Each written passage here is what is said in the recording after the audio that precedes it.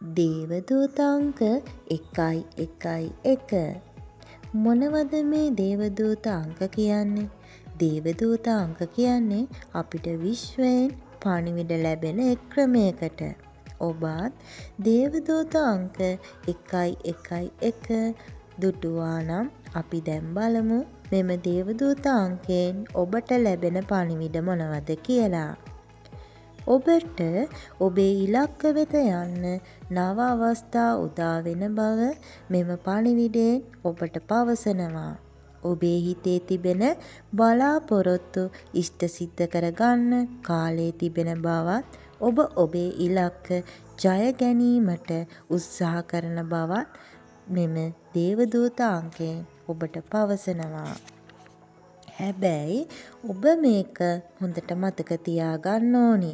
මේ කාලය සීමිතයි. ඔබ ඉක්මනින්ම ක්‍රියාත්මක වෙන්න ඕනි. මෙම අවස්ථාවෙන් ඔබ උපරිම ප්‍රයෝජන ලබා ගන්න ඕනි බව විශ්වය ඔයාට දැනුම් දෙනවා.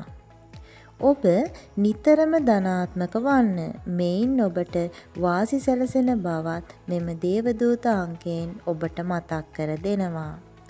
අතීතයේ සිදුවුණු දේවල් අමතක කර වර්තමානයේ ජීවත් වන විට අනාගතය සඳහා සූදානම් වන්න කියලා මෙම දේවදූත අංකයෙන් ඔබට පවසනවා. ඔබේ ප්‍රාර්ථනා ඉෂ්ට වන බවට සලකුණක් ලෙස තමයි ඔබ මේ අංකය දකින්නේ. ඔබ දේවදූත අංක දකින සෑම විටම විශ්වයට ස්තුතියි කියන්න. ඔබටත් ඔබ සියලුම දෙනාටත් ආදරණීය විශ්ව මාතාවටත් ගොඩාක් ස්තුතියි. මෙම වීඩියෝ එක හොඳයි නම් අපේ channel එක subscribe කරන්න, like කරන්න, comment කරන්න. ඔබ සියලුම දෙනාට ස්තුතියි.